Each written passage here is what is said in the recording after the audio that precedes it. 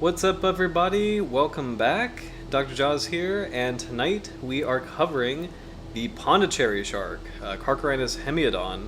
So this is our second, it's not just a critically endangered species, it is a critically endangered species that may possibly be already extinct. It's our second shark that kind of has that unfortunate distinction, the first being the lost shark.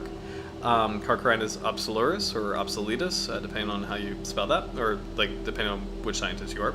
So so it's going to be interesting to dive into the Pondicherry shark. Very similarly, it's a small carcharinid shark that is in I think it's just in the Indian Ocean. I don't believe it's in the Indo-Pacific, but I'm curious to figure out or find out more as we dive in tonight. So, but it is a small. Hey, Minjus, what's up? Happy Monday.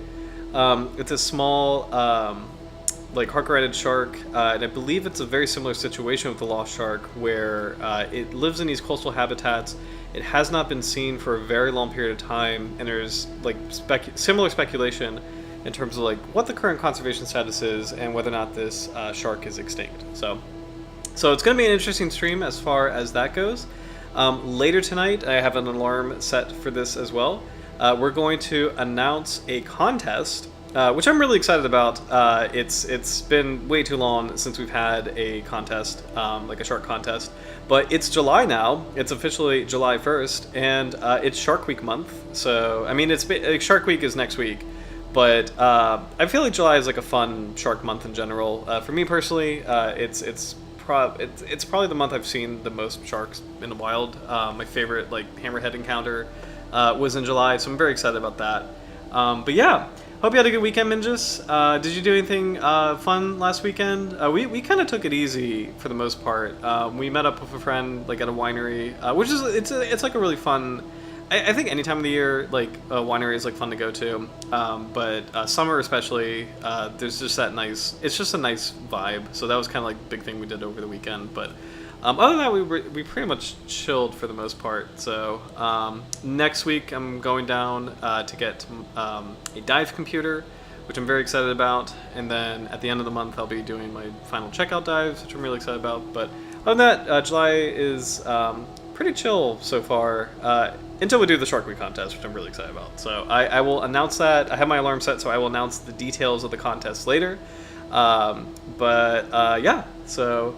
hopefully Howard will be able to join us tonight. I do want to shout out, he submitted a really cool piece of art last week for the coral cat shark. So unfortunately it wasn't in my inbox by the time that the stream was up, but I just wanted to showcase it. And as always, if anybody has any shark art, they're always welcome to send it and submit it, and it will be showcased on the stream. So awesome. I got to take one of the Got to take one of the boat lines to Monaghan Island and back. It was super cool. First time in a boat on the open ocean. Oh, awesome! Very cool. Where is Monaghan Island? Actually, yeah. Let me look that up. That is so cool. Also, congratulations! That's first time in a boat in the open ocean. That's awesome, Minjus. This is so cool. Did you get Dock Rock, which is that's one of my favorite feelings in the world. I'm sorry, my screen keeps bouncing off on me, but Dock Rock is when you're on the boat and it's rocking in the ocean, and then you come back to shore, and then you can still feel the rocking of the waves. I love it. It's a really fun feeling. Yeah, let me know. Were you doing any? Were you doing any... Oh, thank you. First pronunciation was right, Monaghan Island. Were you doing anything fun in particular, whale watching or... And Monaghan Island. Oh, this is cool. Whoa, this is really cool. Let me see if I can pull that up on the screen. Oh, that is so cool. Hold on. Yeah, sorry, I gotta share this with everybody. This is so cool. Sorry to put you on the spot, but... Monaghan Island. My girlfriend and I want to go to Maine at some point. We were thinking of maybe going next year. because it's beautiful. I've been before a couple times. And she hasn't been, I believe so. It's just the landscape is beautiful, the seascape is amazing, the wildlife is super cool. Oh, this is awesome! This is so cool. That's a pretty good distance too. That is so cool. Because I've been to, let me see, I've been to Kennebunkport here, York, which is super fun. Oh yeah, Algonquin. Yeah, I've been to Algonquin as well. So I've been kind of more of like in southern Maine. I haven't really been up super far north. And then just kind of for reference, I would spend a lot of my time kind of in the New Hampshire border area. Rye especially. Rye is all. I love Rye. Rye is like probably one of my favorite places. Hampton. Not so much Seabrook. I've been to Seabrook a couple times, but really like Hampton and Rye were really like the big places I would love to visit. Are these the Isles of Shoals? These are really famous islands. There's a local legend that Blackbeard buried treasure. Yes, these are the Isle of Shoals. This is apparently a fun dive site, by the way, which I would love to check out sometime. But yeah, no, that is super cool. Like, I love this is like a classic Acadian, like Monaghan Island is like a classic Acadian island, just like rocky in the middle of this beautiful cold water environment. That is so cool. So, awesome. I'm really glad you got to do that. Very cool. Run out with hang out with the guys that run one of the boat lines that takes people there and back. Oh, so cool. Oh, awesome. Like, let me know what wildlife you saw. Because I remember, I'm trying to think of like, they had a couple cool whale watches in Rye, and there's a lot that you could see. I think the big ones, you have the classic like humpback whale and minke whale. We didn't really see any dolphins. So if we were lucky, we would see fin whales, which are like this. I think they're the second largest whale in the ocean, second to blue whale. And it's just like it's so cool that they're all in that area. So, but yeah, please let me know if you've seen any wildlife. That is so cool. But yeah, so I think around 9:30, as we get more viewers on the stream, I'll announce the contest details. But for now, I think we can get started. We have a lot of literature on the Pondicherry shark, so I think we'll kind of do... let's start with the basic fish base profile. And I have kind of like this... I like this kind of droning music in the background, and I think it's appropriate just for this particular species. Because it's one of the rarest sharks in the world. It is potentially extinct. It is very close to extinction, so it's a species I don't know very well. So I'm excited to learn more about it. So, but yeah, in the meantime, please let me know any wildlife you've seen on your trip, because like I love Gulf of Maine wildlife, and this is like that's super cool. So, but yeah, Carcharhinus hemiodon, the Pondicherry shark. Hemiodon is Greek for half. Odon means tooth. The illusion is not explained, perhaps referring to how teeth in the upper jaw are serrated basally and smooth distally. Here is a really rough-looking picture, and this gets tricky as far as like, how do you identify? Here we go. Okay, how do you identify this shark? That is very rarely seen. It's kind of incredible to see like. This is very different from the lost shark. It's kind of incredible to see like a clear photo of a freshly caught individual. I think there are some studies that may have living individuals too. So if this is a Pondicherry shark and if it's not misidentified as anything else, things you can immediately see. Looks a little bit like a black tip, kind of having sharper features. The origin of the first dorsal fin is around the pectoral fin insertion. The pelvic fins are a bit further back on the body. The caudal fin looks pretty like I don't want to say unremarkable, but most of the proportions look pretty tame as far as sharks go. Just the overall build does look a little bit sharper, kind of like black tip sharks as far as Carcharhinus go. And then the big one, wherever the dorsal fin originates on the body in relation to pectoral fin, that's a pretty big key to look out for as far as identifying Carcharhinid sharks. So there is that feature. Let's see if we can get a different photo of this species. As you can imagine, there's no footage of the Pondicherry shark, just because it is so rare. Here is kind of artistic interpretation. Black tips on the pectoral fins, like actually pretty sizable, large black tips. Then black tips on the lower caudal fin. Second dorsal fin origin is a little bit behind the anal fin origin, if this drawing is accurate. The first dorsal fin origin is a little bit behind the pectoral fin insertion. Pelvic fin is originating at the free rear tip of the first dorsal fin, so other than that, it's kind of the black spots might be a little bit helpful for identification, because true black tip sharks, they don't really have like the actual black tip on the pectoral fins. It's not as like distinct, so interesting.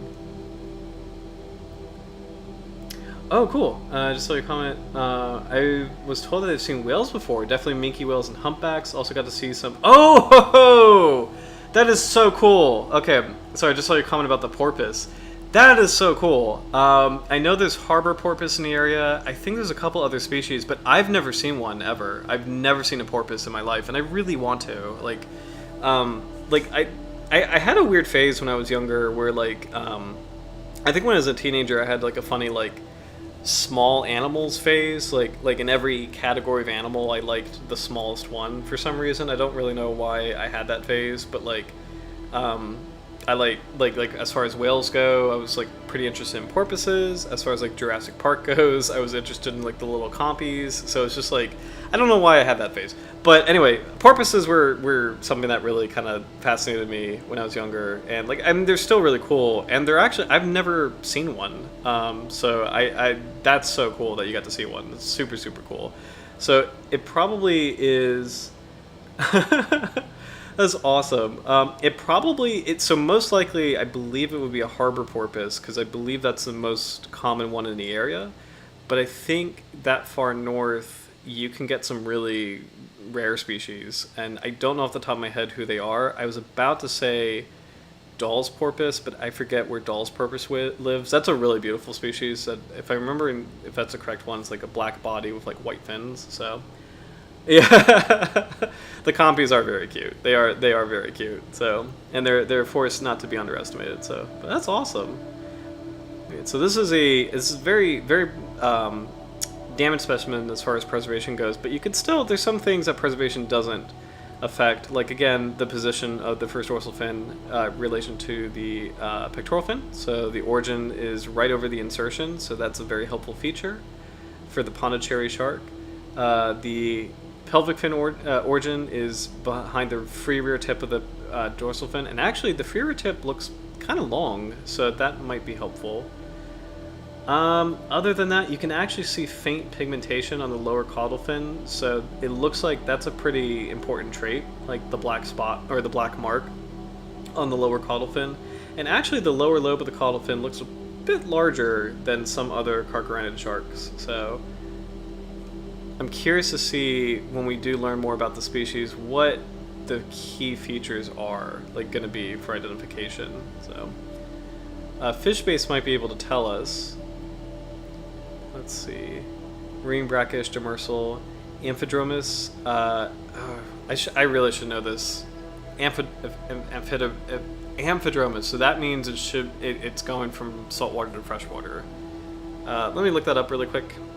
It's been a while since I've kind of double check scientific terms. Early stream, there was a lot of like a lot of the early episodes. Okay, there we go. Amphidromus fish is a type of diadromous fish which migrates between fresh and salt water. Okay, so yeah, that's basically like bull sharks are like that too. So this is basically a shark that uses estuaries. Gotcha. Depth range 50 to 150 meters, so not surprising that it's a shallow water shark. But I was just saying, in the earlier streams, there was a lot of like terms that I had to refresh myself with, like ontogenic traits, or like plesiomorphes, or like synaphomorphes. Like there's so many little biology things where it's like, oh no, like I forget like the I forget bio 101, bio 102 like classes, like what those were. So anyway. But yeah, so this is a shark that enters estuaries. Indo-West Pacific, Gulf of Oman to Pakistan, India, and possibly Sri Lanka. Scattered localities from the eastern Indian Ocean and western Pacific, ranging from India to New Guinea. Awesome. Biology, a little-known shark found on the continental and insular shelves. Reports from river mouths and rivers are based on old records that need verification. Probably feeds on small fishes, cephalopods, and crustaceans. Viviparous, so live-bearing, utilizes fresh for human consumption. Okay. And that's it for fish base, which fish base usually does not share a lot of information anyway, but okay. I guess we can just get right into, well, actually let's check out shark references before we dive into the IUCN Red List, because this is a conservation wise a really critically important shark. So here we go. Oh, I like these synonyms, like Carcharhinus watu. Interesting. Hypoprion artipinus. That's a fun name. Here are the teeth, which is actually kind of cool. I could see why it's called hemiodon. This is what they were talking about. Like the lower part of the teeth, of the upper teeth, they have these like little serrations, and then the upper part is very smooth. So that's actually extremely cool. That's a very unique tooth type. The lower teeth are pretty standard for a lot of Carcharhinus, so they have like the kind of like, not the pyramidal shape, but like kind of like the spiky shape, like the really good piscivorous shape as far as like being able to grab fish. But the upper teeth are interesting, where they have like that recurve, and then the base is serrated. So that's a pretty interesting tooth. It's actually distinct enough where you can maybe even, if you had fossils of this, you could actually probably distinguish it. So, oh yeah. And just, oh my god, having to look up the basic definitions always feels so humbling. Yep, for sure. So, oh, cool. I just saw this comment. I feel like in the past stream there was a discussion of black tips in sharks correlating with shallow habitat. If not, I'm misremembering that. I wonder if it's the same case here. Interesting.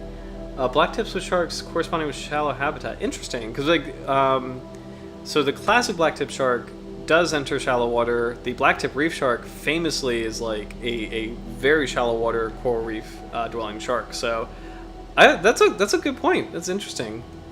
Yeah, I don't know. Like that's a good question. Here is this the original description? This is the description from Mueller and Onlay from 1839. This illustration. It's actually really cool. Mueller and Onlay are the authors of the bull shark, so they were the scientists who formally named Carcharhinus lucus. It's kind of cool that they have Carcharhinus hemiodon as well. Oh, common names. The long-nosed shark and the Pondicherry shark. Pondicherry shark is a lot better, because long-nosed shark is very unhelpful. So, short description: gray above, white below, with the tips on the pectorals and upper and lower caudal fin lobes black, other fins dusky. Okay.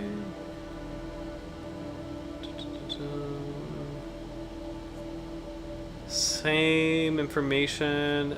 Size is about 200 centimeters, so it's actually that's a pretty good size. So 2 meters, is that about 7 feet? Do I have that right? Let's do that. Centimeters to feet.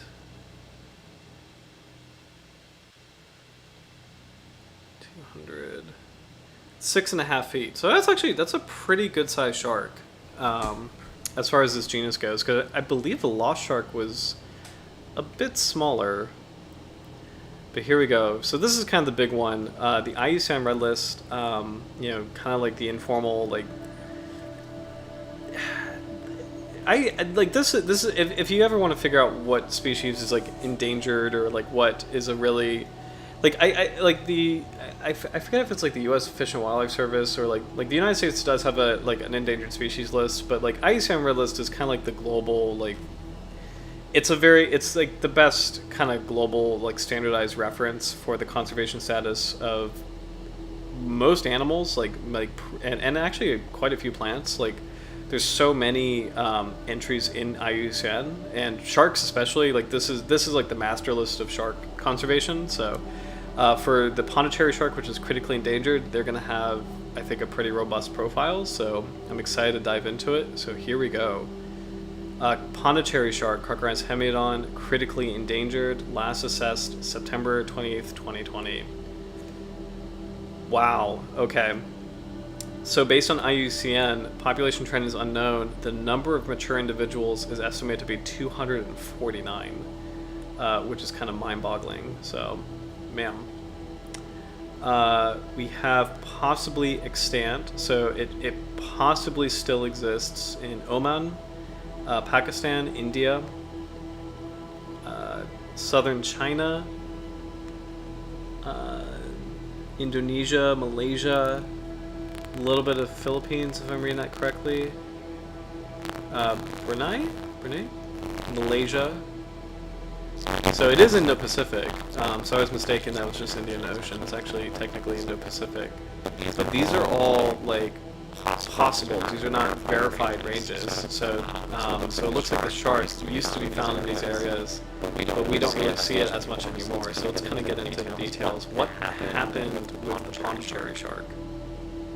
Alright, the Pondicherry shark is a small, very rare Indo-West Pacific shoulder shark. It is a wide range from Oman to China, but no records scattered in the reliably verified handful of countries. It appears to occur in shallow waters and has also been reported to enter rivers, but this has not been verified.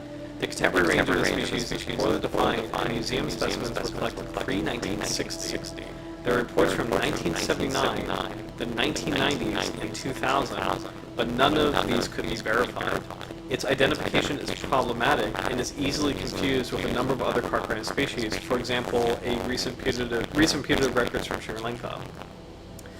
So that's actually kind of scary, and that's actually interesting that it looks so close to other species. I feel like the fin tip should be distinctive enough, because I know usually color is not a good guidepost for shark identification, but if there's a very unique feature like the black fin tips on the pectoral fins, that does seem kind of unique to the species, because again, black tip sharks, they don't have as dramatic coloration, and then the black tip reef sharks, they have like a white patch or like a white space between the black tips of the pectoral fins and the rest of the fin. So let's see. The framework for using the threats model and the records and survey model was applied to the Pondicherry shark. The probability of the combination of threats, generally unregulated fisheries across this historic range, affecting the species occurred for a sufficient duration and were sufficiently severe that they caused local extinction, and the probability of threats occurred over the entire range of the species were both very high. As a consequence, the probability of the species is extinct from the threats model is 81%. Minimum is 64%, maximum 100%. That's really scary. Its range has been subjected to considerable survey effort directed at sharks and rays in general, and some directed searches for the species, all of which have failed to produce a verified record. Given the wide distribution of the species, these surveys have generally covered a small proportion of the species range. Furthermore, given the identification issues, the probability the species could have been reliably identified in the survey is low. The probability that the species is extinct from the records and survey model is 12%. 0 is the minimum, maximum is 31%. The weighted average probability of extinction is 44 to 45%, which is less than 50% and therefore outside the threshold for critically endangered, possibly extinct. Given a lack of verifiable records since 1960, it is considered that the major population reduction would have occurred prior to the last 3-generation period, estimated at 27 years from a congenitor. Therefore, an assessment under criterion A is not appropriate. However, given the lack of records, the number of mature individuals is assumed to be less than 250, with no subpopulation greater than 50 mature individuals, and the species is assessed as critically endangered. Yeah, that's not good. So, I appreciate that it's not declared extinct yet. As far as this gets into really tricky territory of like, how can you verify? How can you make that call? Like, how can you verify whether or not a species is extinct? We ran into this with the lost shark as well, where it's like, how can you like have certainty, kind of given. It's tricky. It's hard to make that call, as far as like being absolutely certain that there's no way it survived. As we get into like the research tonight, I'm very curious to see how the papers kind of build off each other and what they say in reference to the shark's history. So, but yeah, that's really not good. Mingus, yeah, those are scary numbers. Also, yeah, another possible river shark. So it is actually really cool to see. So quite a handful of sharks enter estuaries, but ones that enter rivers, it's that number gets quite a bit smaller. So it is really cool to see that there is a small river shark or a shark that enjoys rivers. So it's pretty cool. So a very specific number, yeah. So it's kind of I'm not sure how they calculate those probabilities as far as extinct species or endangered species. Kind of on that note, I'm actually curious to see if we could see what an extinct species looks like on IUCN. So let's do thylacine. Can I do that? Or I guess Tasmanian tiger.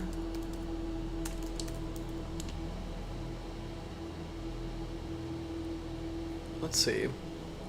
I'm curious what the assessment would be if it exists at all for a species that went extinct. Or thylacine. Okay. Yeah.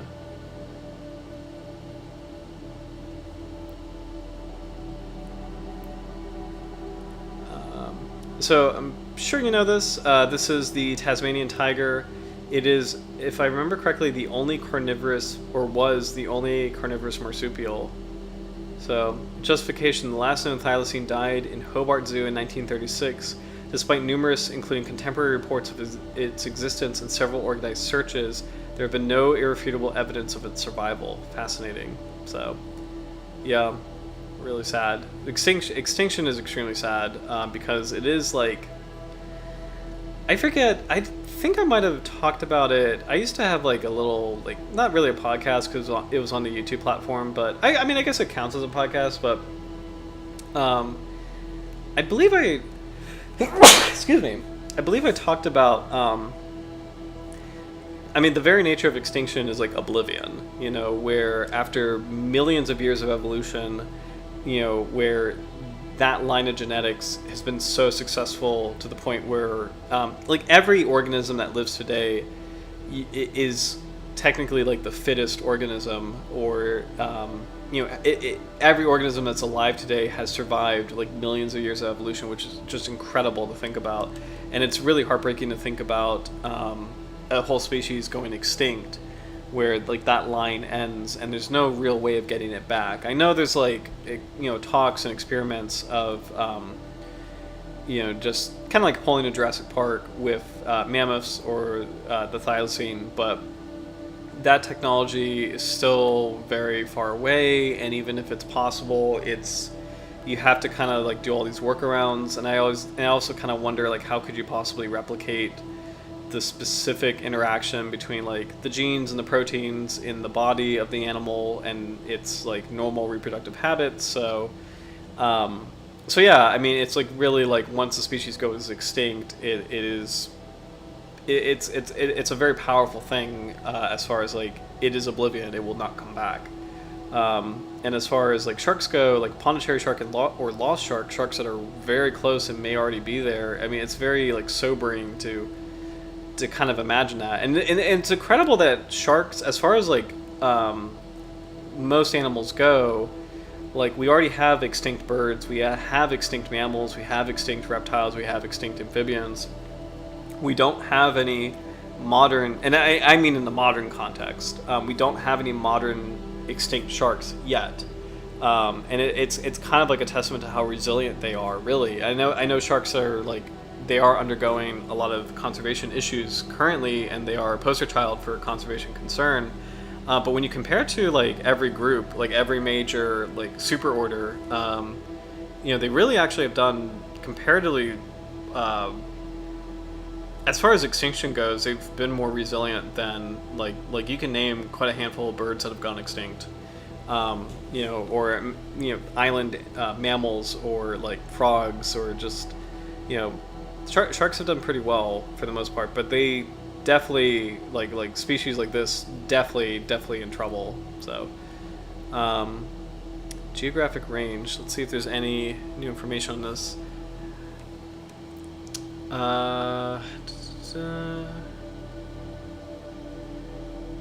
Historically, the Pondicherry shark ranged from the Arabian Sea to South China Sea. However, it's only been recorded from a limited number of individuals from widely separated locations in the Indo-West Pacific, including Oman, Pakistan, India, Borneo, and Java. The Pondicherry shark is represented by fewer than 20 specimens in museum collections, all collected prior to 1960. Historical reports from Sri Lanka have not been verified, while recent records, for example, De Silva 2014, are erroneous. Let's double check if I have De Silva 2014, by the way. I have something from 2014. Let's double check that. This is 2018.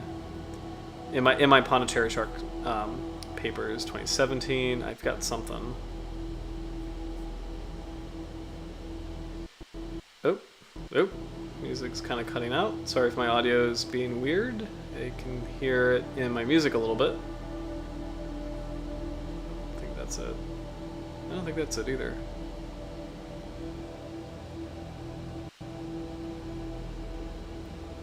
There's 2014.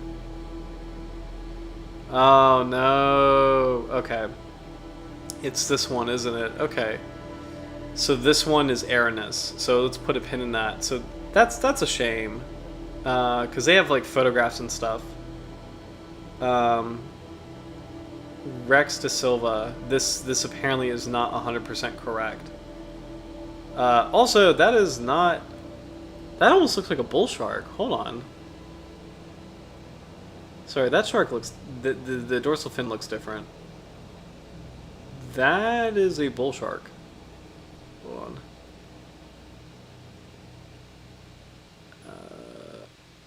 Nope, but it says, oh, showing inter-dorsal ridge. Interesting. Bull sharks do not have that. Bull sharks are smooth back. Okay. Okay, interesting. Alright, well, I guess it's not a bull, because bull sharks do not have an inter-dorsal ridge. So, we'll check out what this is about. But apparently this record is erroneous. So, just as a note, the De Silva 2014 paper is not correct. So, glad we checked that. Population. Here we go.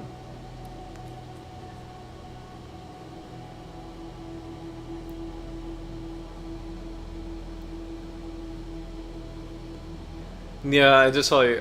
Sorry, I just saw your comment, Minjus. Yeah. Oh, thank you, Gasoon Tight. Yeah, thank you. Yeah, just like the Tasmanian tiger. It's really a shame because it's such a unique group. You know, like you said, it's just a shame that it's not there. So, yes, and at the very least, more shark species becoming affected will lead to more awareness of what's going on. And the nice thing is, I absolutely agree. And the nice thing is, it's already kind of happening. I will have to say, like, 2006, I think, was Sharkwater. I think that was the first. Rob Stewart, I think his name is. That was his first documentary, and that was like early shark conservation. Because I think in the 90s there were a lot of documentaries talking about sharks in general, and it was just more about like kind of demystifying the misunderstanding and just appreciating them for who they are or what they are. And then as the 2000s carried on, we were starting to transition to like, oh, sharks are actually in trouble. Like, sharks need our help. So so there's species, like, I'm trying to think of like the ones, I feel like historically, as far as pop culture goes, like, I feel like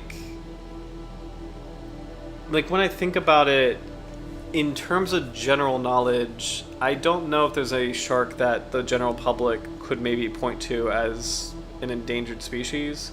Like, they could take a good guess that a whale shark is, maybe, or like a great white shark, and those are just because those are the most charismatic. I don't know if either one of them is endangered. I think whale sharks are, but I don't think great whites are.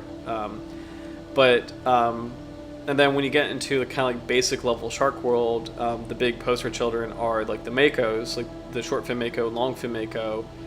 I guess the angel sharks, if you kind of know your sharks, and then the hammerheads. Those are like the big ones. And then when you get deeper, this is when you get like the Pondicherry shark, and then the lost shark, or the river sharks like the glyphis species, or like some of the smooth hounds.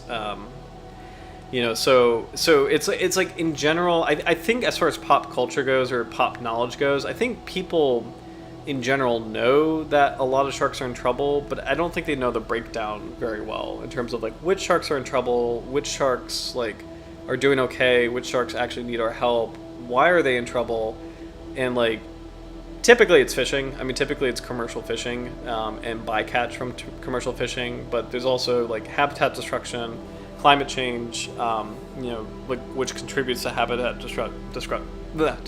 I can't speak. Destruction. A little bit of pollution, but it really is fishing and bycatch. Like those are the big issues. So there's kind of a ramble, but I agree that we are getting better, and like some of these like really critically endangered species are kind of helping raise awareness, even just by the very fact that they're critically endangered. It's like, oh wow, like there's some sharks that we actually might be losing, but I think the Pondicherry shark and the lost shark, they're still not super popular, so it will take some time to kind of build that popularity, like not build that popularity, but kind of like continue to kind of build that awareness. So justification for what is this? We already read this.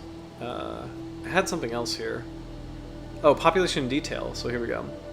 Intensive and largely unregulated coastal fisheries are likely to have driven a historical population reduction in this species. Fisheries across a range of the species have experienced increased demand for sharks since the 70s due to growing coastal human population densities driving increasing fishing effort in traditional shark fisheries in many areas, and international trade in shark products, including the fin trade. For example, in India during the 1970s, elasmobranch catches doubled due to rapid, large-scale mechanization of fishing fleets. That's also something, I don't know if we've really talked about that too much, but kind of like the trend for fishing around the world is as technology has gotten better, as like sails have been replaced by motorboards, or like motorboats or like engines, the length of the long lines, the scale of the nets, like those continue to get bigger, and the range of fishing continues to get deeper. So just with technology, even though it helps like the industry, it's really had a severe impact on the marine environment. So consequently, several small-bodied and relatively resilient whaler sharks, including spade-nose shark, Scoliodon loticaudus, and blacktip sharks, Carcharhinus species, are either declining or have already collapsed. There is only a single known historical record from Oman, and ongoing fish market surveys in the Gulf and Sea of Oman have not located any further records. This is interesting. This is actually a really cool account. The Pondicherry shark historically was present in the 1950s and 60s in the Indus River area of Pakistan. Given the species reportedly been known to enter rivers, although Garrick suggests these claims have not been verified, this may have been a historically important site for it. Efforts to search for the species in this area since the early 1980s have failed to document it. Furthermore, the catch of Pakistani fishing vessels have been extensively monitored at major landing centers since 1987, but no Pondicherry shark has been recorded. That's scary. There are several historic records in museum collections from India, but reporting the species in Indian literature is somewhat confusing, and descriptions and photographs are not available to verify claims of catches. It was certainly present historically on the west coast of India. Compagno stated that the most recent record of the species in India was from 1979, but the location of any associated specimen could not be determined for this assessment. Raja et al. Reported an individual of, nearly 3 meters in length. That's actually really big, from Mumbai, but this is most certainly a misidentification, as that far exceeds the expected maximum size of 102 centimeters. That's actually quite a bit smaller than the original size that we were given. That's half the size, so apparently this is actually maybe a small shark that might be about, 3 feet? Rajai reported catches landed at Mumbai up until 2002, But again, the sizes presented, including a mature male at 248 centimeters, suggests another larger Carcharhinus species. And Raja et al. Reported a number of gravid females from the Gulf of Myanmar, but this claim cannot be verified. Ongoing landing site surveys across India, including the Andaman and Nicobar Islands, have failed to record this species. Yikes. Extensive surveys of sharks and rays have not recorded the species across the rest of its former range, including around the Bay of Bengal, Indo-Malay Archipelago, and the South China Sea. Claims of the species from Sri Lanka cannot be confirmed. De Silva reports on the recent occurrence of the Pondicherry shark from the Menek River of Sri Lanka, providing 2 photographs to support this claim. However, the fin coloration, snout length, and second dorsal fin height immediately rule out the Pondicherry shark and identify the shark as a juvenile bull shark. Now that's kind of interesting because, let's go back to that for a second. You know, because I literally said that's a bull shark. You know, but bull sharks don't have an inter-dorsal ridge. Let's go back to that. Let me make absolutely sure about that. I'm pretty sure bull sharks do not have that ridge. And everything else about this looks like a bull shark, but let me make absolutely sure I'm correct on that. Bull shark, interdorsal ridge.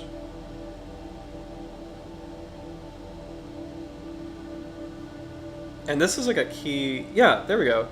Bull shark lacks an interdorsal ridge, so it doesn't have one.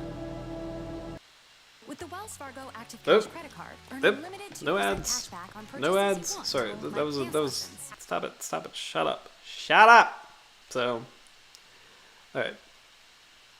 This is really important. Zoom in on this photo because, like, I'm sure. I mean, everything else about this looks completely correct as far as like a bull shark goes, but hold on. Because you've got the small eyes, you've got like the triangular dorsal fin.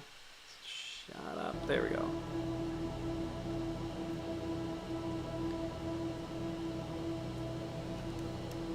Another view of the variant Pondicherry shark showing the interdorsal ridge. That's really weird.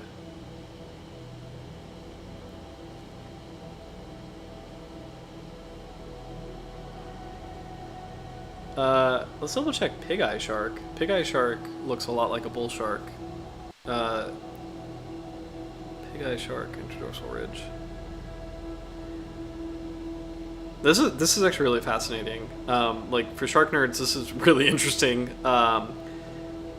Because there's layers of something wrong here. Like, here we go.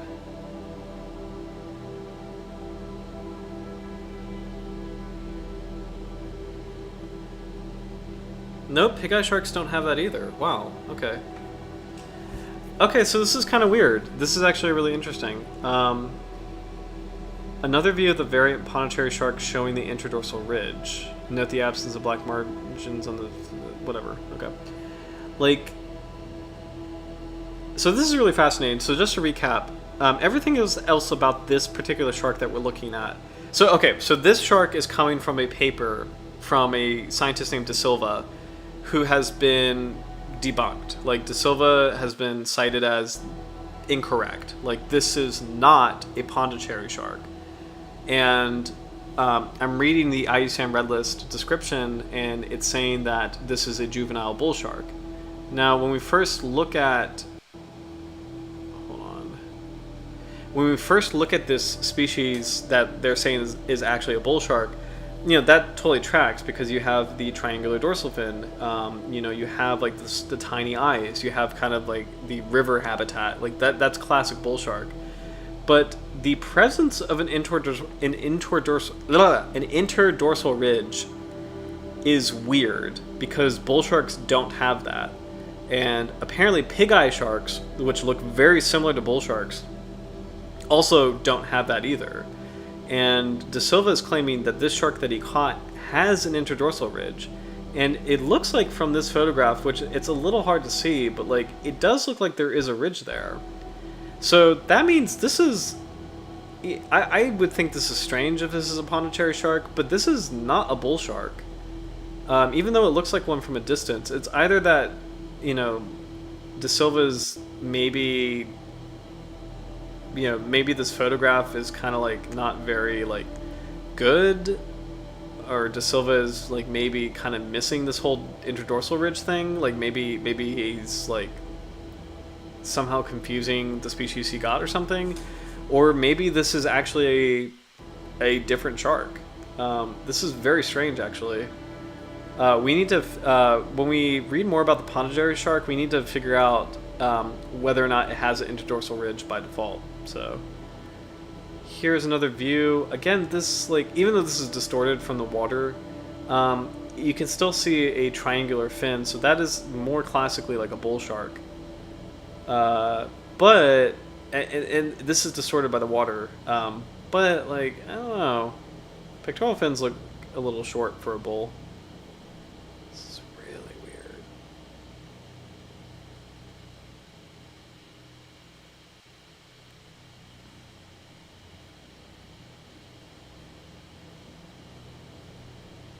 This is really weird. Okay, we gotta read this now, because this is so strange. Actually, this is really kind of fascinating to me. So again, this is like a debunked thing. This is not. Yeah, Minjus, a double misidentification. Interesting. Like, let's see. Oh, heck no, Wells Fargo. Thank you. Oh, thank you. Bookmarking the stream to come back to in several months once I learn more about sharks. Yeah, no, thank you. Yeah, yeah, it's pretty. I mean, it's really cool to kind of like, and please feel free to ask any questions in general. But it's cool to kind of like, each shark kind of summons like a different part of just general shark biology. And if you have any questions, please let me know. I may be able to answer, just depending on the question. Might not. I'm pretty solid on like ecology, a little bit in behavior, and like kind of like shark biodiversity.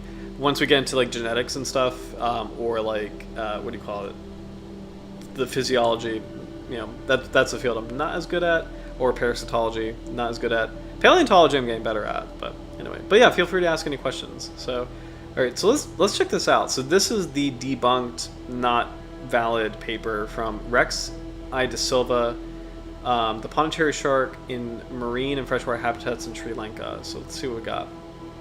Over the years, there have been claims of sightings of sharks in freshwater from Sri Lanka. Evidence support was lacking until October 2014, when Madura De Silva, the Wildlife Conservation Society, sent me 2 images of a shark together with the following message.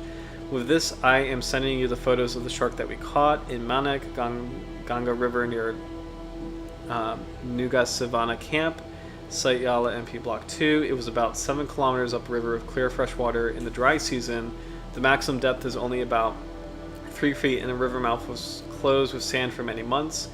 When we saw this one, it was comfortably feeding on freshwater fish. So if this is true freshwater, it totally fits the profile of a bull shark. It totally fits.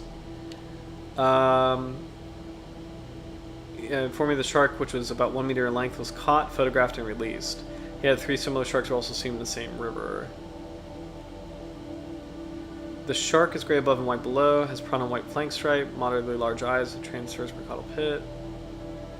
There are dark tips to the second dorsal fin, upper and lower caudal lobes. Now, juvenile bull sharks do have dark tips on their fins, so they do have dusky fin markings. The pectoral fins are relatively small and unmarked. Significantly, it has an interdorsal ridge, i.e. a ridge running lengthwise along the midline of the dorsal surface between the first and second dorsal fins. After carefully examining the images, scrutinizing the relevant literature and discussions with David A. Ebert, I identified the shark as a variant Pondicherry shark, Carcharhinus hemiodon. This is the first record of a shark in freshwater from Sri Lanka. Weird. Pondicherry sharks usually have... that sounds legit, by the way. I mean, because bull sharks don't have an interdorsal ridge, so... Pondicherry sharks usually have black markings on each pectoral fin, but as mentioned above, the pectoral fins of this individual are unmarked, possibly a normal variation in this very poorly known and critically endangered species, hence my description of it as a variant. Similar variants are met with it within its congener, the black-tipped shark, which normally has black tips to many of its fins, but some adults lack these markings and have plain fins. Eber states that the Pondicherry shark is very rare, known from about 20 museum specimens collected in heavily fished sites, last seen in 1979.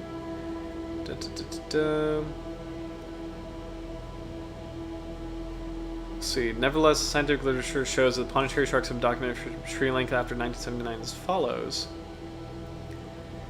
The species was first documented from Sri Lanka by this writer, De Silva. The species was subsequently included in 2 other publications. De Silva. Amar Soria and Dearante, 1994, examined and documented a few specimens between February and September 1993 during a survey of gillnet and longline catches from Negombo and Bruella. The Pondicherry shark was also documented from Sri Lanka by De Bruin et al. 1995, Joseph and Harath, 1999-2012. Joseph asserted that they are caught by Sri Lankan fishermen using drift gillnets and bottom long lines.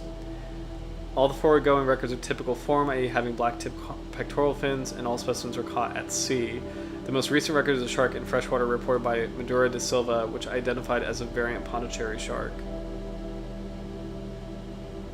Divers and anglers have long known that during high tides, and especially spring tides, sharks and other marine species can travel some distances up rivers, following the incoming seawater and return to the ocean along with the receding tide. This is because most Sri Lankan sharks cannot survive in freshwater for long. Nevertheless, some species are believed capable of doing so to a greater or lesser degree. I list these species below and delineate characteristics by which they could be differentiated from the Pondicherry shark. Hopefully this will assist identification in the event that one or more of these species turn up in Sri Lankan freshwater bodies in the future. Alright, bull shark. The bull shark, which has been recently recorded from Sri Lanka, thrives in freshwater in parts of its range. The juveniles resemble the Pondicherry shark in general appearance, but juvenile and adult bull sharks differ from that species as that they have small eyes, angular pectoral fins, and lacks an inter-dorsal ridge. So this author is aware of this. Oh, this is exciting. This is actually really exciting. Wait a minute. So the author knows, and he's saying this is not a bull shark. And I'm going to say it, IUCN Red List is incorrect. Because, like, if this species has an inter-dorsal ridge, it's not a bull shark. That's crazy. Wow, that's actually kind of wild. Sharp-toothed lemon shark appears to tolerate estuarine conditions. Species is easily differentiated from Pondicherry shark as its second dorsal fin is almost as large as its first. Its body is yellowish-brown and lacks an inter-dorsal ridge. Ganges shark. Small eyes. It doesn't have an inter-dorsal ridge. Spade-nose shark. Doesn't have an inter-dorsal ridge. This is fascinating. I'm grateful to David A. Ebert for discussing with me issues pertaining to possible variations of Pondicherry sharks, reading early versions of the manuscript, and offering several useful comments which greatly improved this paper. Ebert is a very important name, by the way. Like, Ebert is a huge shark scientist. Very influential shark scientist. This is fascinating. Why is this study not valid? This is really interesting. Sharkspiracy. Seriously, like this one's really kind of fascinating. Let me catch up on the comments. So, yeah, Minja, see, this is so cool. That might really be one. It might be. It's so the interdorsal ridge thing is kind of it's a huge trait for sharks, especially Carcharhinus sharks. Like, or I guess only Carcharhinus sharks, but it's a big thing. It's a big deal because it's like all the Carcharhinus sharks, they look so similar to each other that there's only a few key features you can use to identify them. Although, look at this. I'm just realizing this. Look at this. I was about to say one of the key features is position of the dorsal fin versus pectoral fin. And look at this. The dorsal fin origin is actually behind the pectoral fin. It's actually very well behind the pectoral fin. Unless I'm seeing this in a strange way. I can't tell if that is like part of the pectoral fin right there or if it's actually over here. It looks like the dorsal fin is very far behind on the body. We should actually be able to see in the first photograph. Yeah, the origin of the first dorsal fin is actually well behind the pectoral fin. and in these other Pondicherry shark, the origin of the first dorsal fin is actually near the pectoral fin insertion. So this is fascinating. Oh man, this is really crazy, actually. Sharkspiracy. Because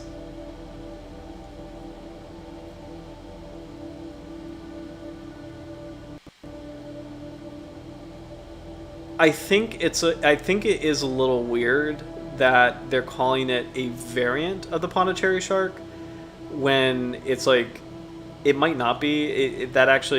Maybe it's just literally not a Pondicherry shark to begin with. So as opposed to being a variant without the characteristic like black markings, it just actually it might not be a Pondicherry shark. And the reason I say that is because the origin of the first dorsal fin is actually behind the pectoral fins.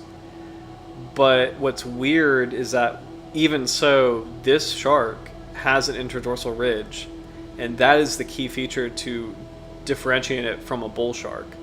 And what's wild about that is like this shark, whatever this is in fresh water. Like this was found in fresh water.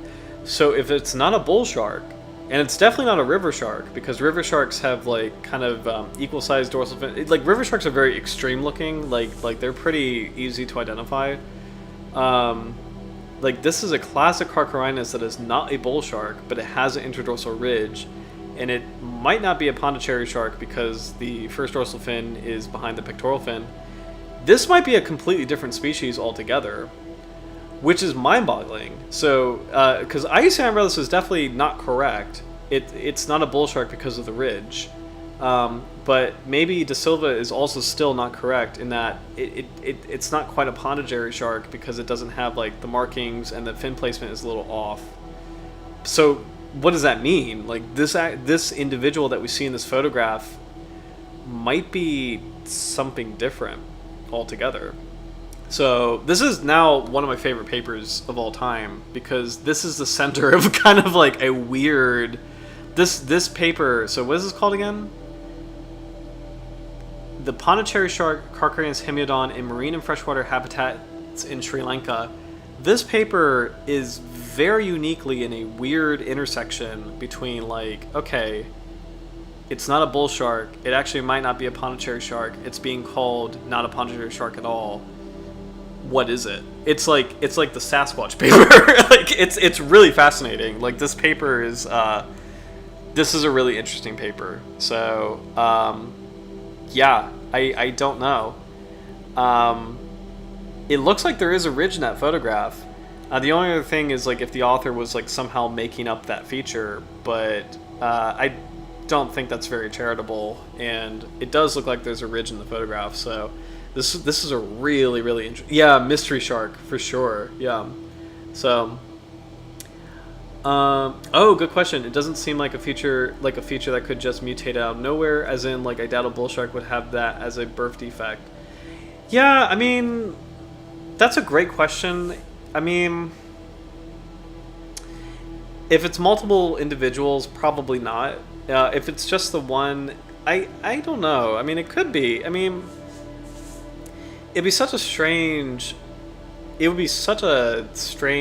thing to have, like, it's not impossible, like that actually could happen. It would be such a strange thing, it would be so specific that it's a bull shark, but it just uniquely has the interdorsal ridge.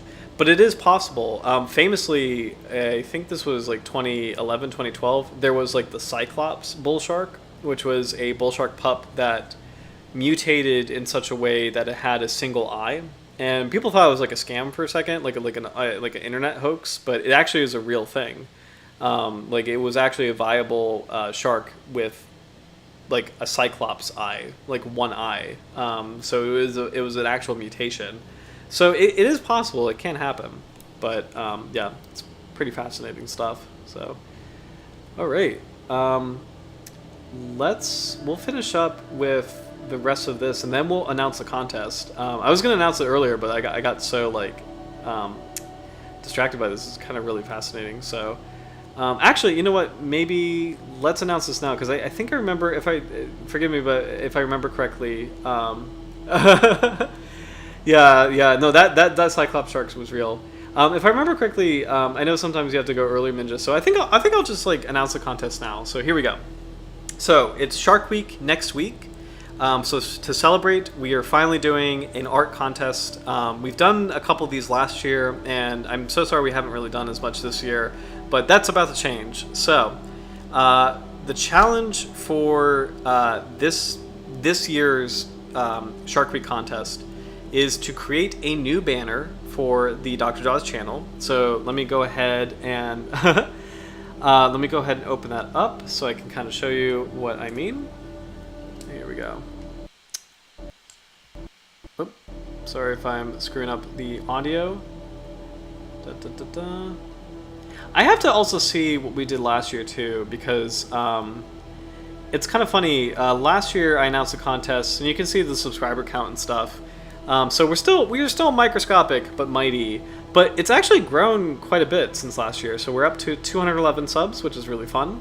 But this is what I mean by the banner. So last year, Howard Kerr, our dear friend Howard Kerr, was the winner of the 2023 Shark Art Contest for Shark Week. So he designed a banner, and I think the theme was just like shark biodiversity. So the banner is on the channel. So that's kind of like the challenge, is to make a new banner for the channel. And so that's the Shark Week challenge. And for this year, I think since we haven't really had a challenge at all this year, it's a free for all. It is whatever you want to do. And we can kind of echo the themes of last year, where it's like biodiversity or community, but really it's kind of whatever you want to do as far as the new banner.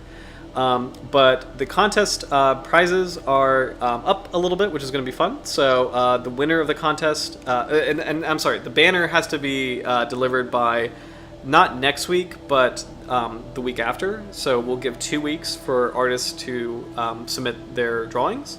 But July 20th is... Or actually, let's make it July 21st. 21 is a fun number. So July 21st is the end of the contest.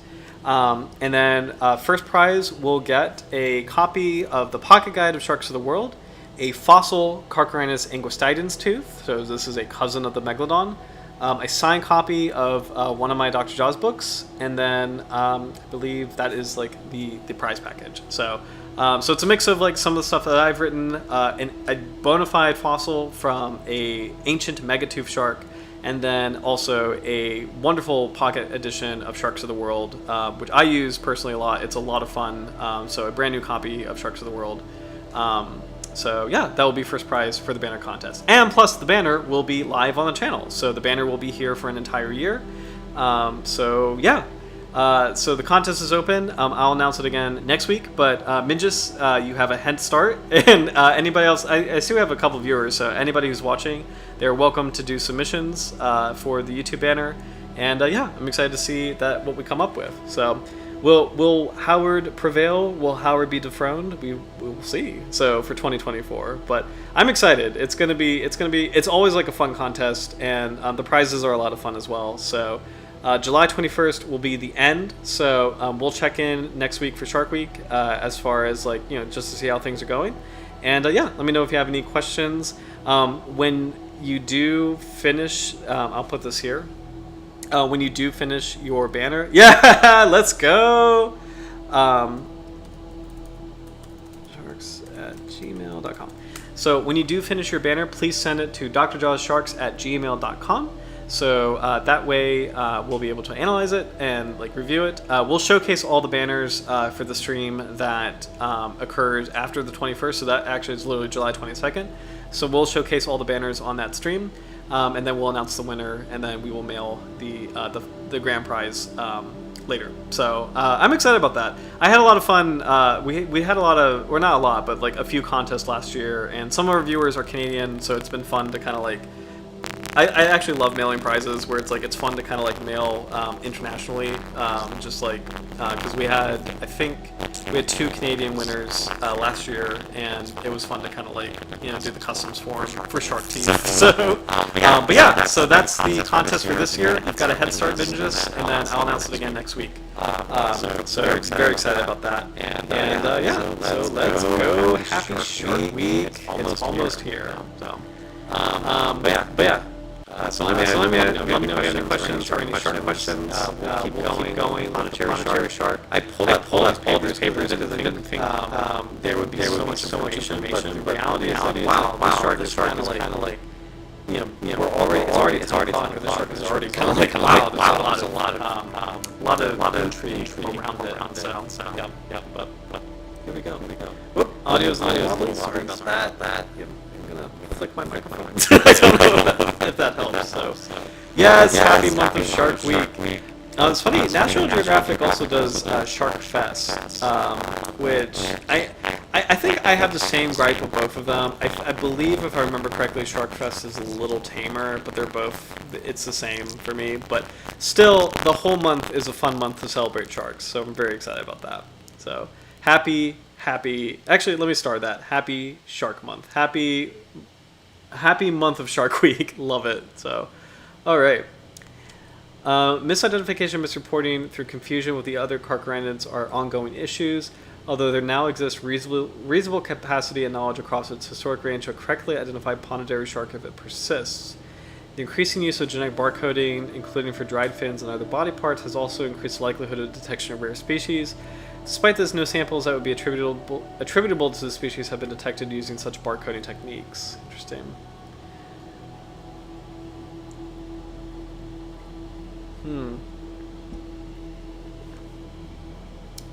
We kind of read the threats model. The life history of Pondicherry shark is unknown. The family Carcharhinus is well studied. Again, it's interesting to see the maximum size for the species is 102 centimeters. Fishbase was saying like 200 centimeters. Smaller Carcharhinus are among some of the faster growing and biologically productive sharks, though still characterized by low rates of natural mortality and low fecundity. Therefore, the Pondicherry shark is considered susceptible to population reduction. Let's see.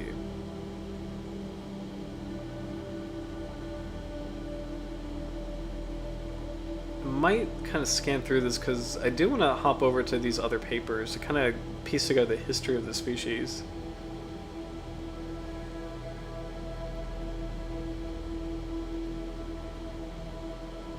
Okay. Yeah, well, let's go to the actual literature. Let's see. These are photographs of specimens. And actually, you know what?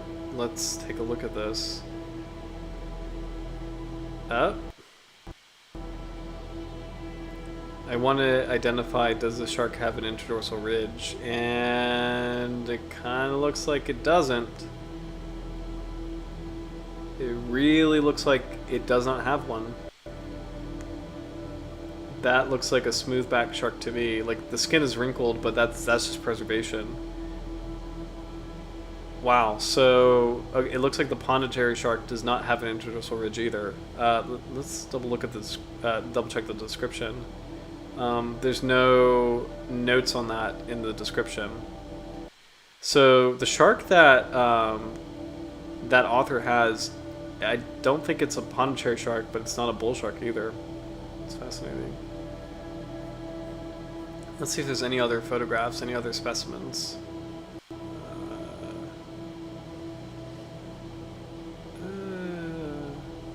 And actually, this one that we were looking at earlier.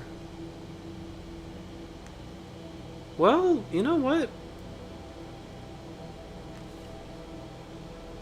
That almost looks like a ridge right there, but that's so damaged, it's kind of hard to tell.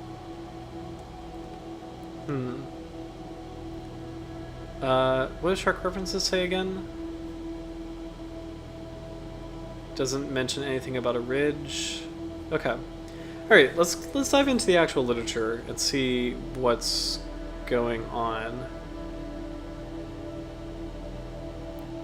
This is Shark Water, so that's not the actual literature. Here we go. Okay, here we go. Okay. Carcharhinus hemiodon. Here we go. This is a pretty old one. Okay, upper jaw oblique with the outer side of their basis serrated, so this is a Pondicherry shark. Pectoral fins reaches to below the middle of the first dorsal. The second dorsal commences opposite, rather behind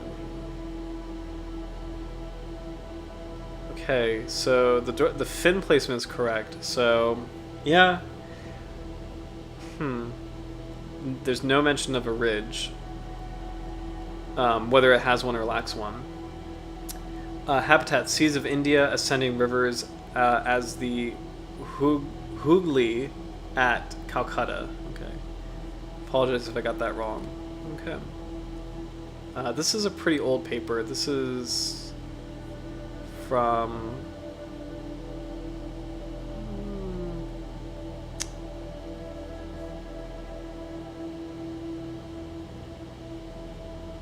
What page am I on? Page 12. Okay, I don't want to lose my place. University of California Libraries. University of California. This is really cool. This one's very old. 1889. Okay, 1889. So we had Pondicherry Sharks in 1889. There we go. There we go. Okay, good. I didn't lose my place. So, all right. 1988. Here we go.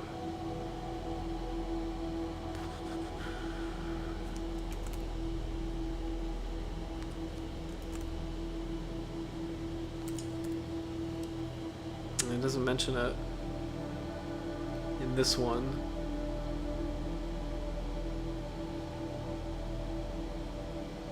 Oh, it does. It does. I had to just find it. Here we go. Carcharhinus hemiodon, 1988. Gravid females of this species collected in March from Gulf of Mannar had a length range of it's 82 to 89 centimeters and had 30 to 33 centimeter embryos in advanced stages. The right ovary alone is functional. The diameter of ova is 5 to 12 millimeters.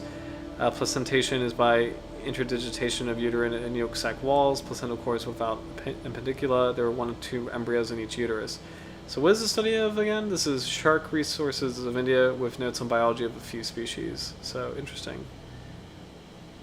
So this is saying that they caught a Pondicherry shark in 1988, which is really a big deal if they did, because they're saying, like Ice and Redless is saying, there's no actual record of this species since 1979. So fascinating. Pondicherry shark. There we go. This one, critically endangered, unknown. This one is from 2005. Checklist of Philippine chondrichthyans. Here we go.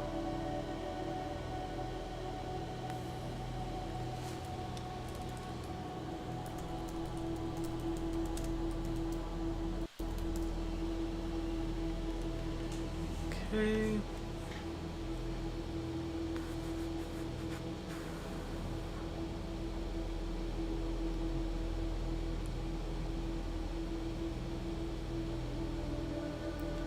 Okay, remarks of the Pondicherry shark. A female shark photographed at Pasel Cebu during the WWF Elazabranch Biodiversity Project may possibly be the species. However, without information on its teeth and an image of its dorsal profile to determine the presence absence of an interdorsal ridge, its identification remains uncertain. Its body shape is stouter than Carcharhinus lombatus, the black-tipped shark, more similar to Carcharhinus amblyrhynchoides. Is that the pig-eye shark? Or is that the graceful shark? Carcharhinus amblyrhynchoides. That's the graceful shark. But its eyes seem larger. A comparatively rare species known from a few specimens and records. Interdorsal ridge.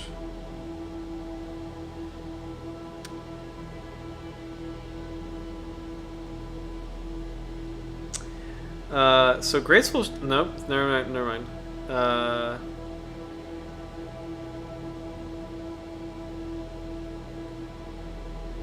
I wonder if a graceful shark, Carcharhinus amblyrhynchoides, has an interdorsal ridge. And I wonder if the shark in the photograph may be a juvenile graceful shark, but I don't know.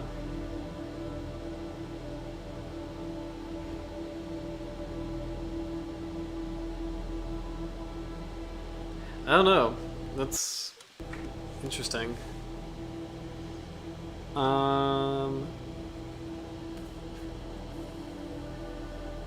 Look at this. Okay, here we go. Here we go. This one is positively identifying it. Here we go. Carcharhinus hemiodon, the Pondicherry shark, a small shark, body rather stout, snout moderately pointed and parabolic. Anterior nasal flaps with a short, slender, narrow lobe, upper teeth with oblique or semi-oblique, narrow, unserrated cusps, and strong distal cusplets. A dermal ridge present between dorsal fin bases. Tips of the pectoral and upper and lower caudal fin lobes black. Okay, so this is interesting. So this is saying the Pondicherry shark does have an interdorsal ridge. So where is this? Where is that paper? So it's saying that this shark can have that. Okay, so that actually, so because of the ridge, it could be a Pondicherry shark. Again, the fin placement looks a little weird. Let's see. Oh, truly mystery shark. Yes. Oh my gosh. You know what? If you don't mind, Minjas, do you mind if I just grab one of my shark books really quick? I need to. Yeah, my brain feels like mush right now, so it's not a mystery shark. Yeah, I need to check graceful shark really quick. Do you mind if I grab that really quick? I'll be right back because I should have had it with me. I just need to double check the features of a graceful shark. So 1 second.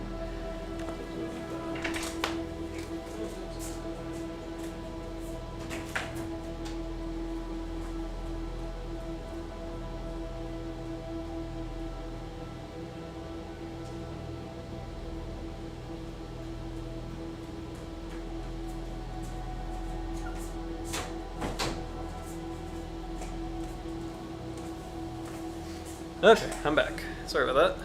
So, thank you. I appreciate that.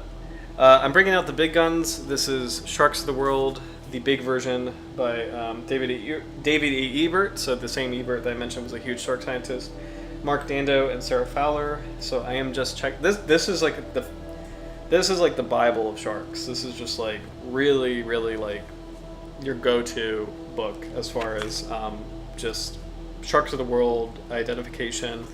And what I'm checking right now is whether or not the graceful shark, Carcharhinus rhynchoides, has an interdorsal ridge, just in case it could be confused. So here we go. I also love this graceful shark. The identification, the first words are fairly large tubby shark. That's literally what they say. So let's see. Wow. Okay, no interdorsal ridge. That's crazy. You know, this is fascinating. So none of those sharks, none of the sharks that like are overlapping have that ridge. This is really interesting. So this is really, really interesting. A tubby, yeah. What is this? Let's go back.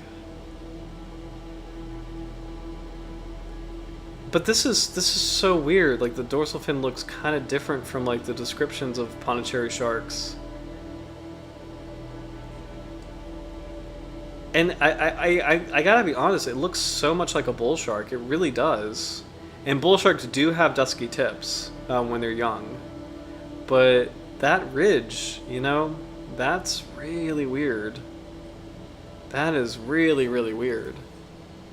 And no one else has it. Nobody else has it. I can't think of another shark. Like pig-eye sharks don't have it. Bull sharks don't have it. Graceful sharks, which I don't even know if they enter fresh water. I don't think they do. Doesn't have it. This is very strange. And now we've got positive ID that the Pondicherry shark does have it.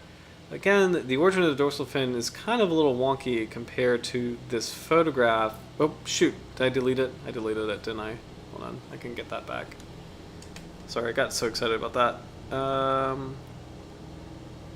Where are you?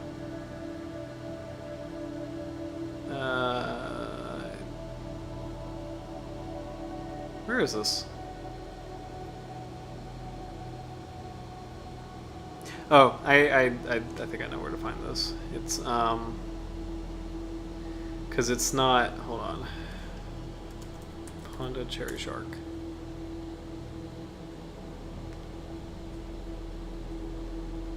Just have to Google it. because it wasn't on IUCN Red List because, or sorry, not IUCN Red List. Yep, this is it. There we go. It wasn't on the sharkreferences.com because I don't think this piece of nope, not this one. It's not on sharkreferences.com because I don't think this piece of literature was accepted.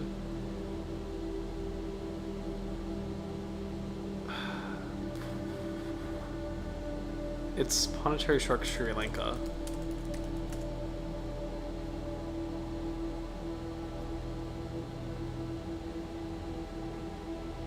Wait, this is it. Why is this not pulling up?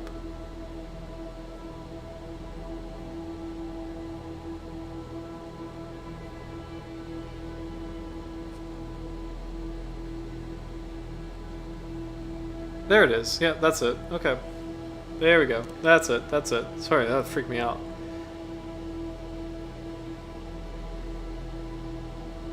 Hold on. There we go. Sorry, that was terrifying. I did not mean to X that out. So here we go.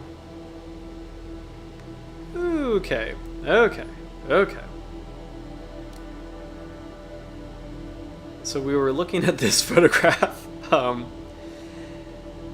This is really fascinating.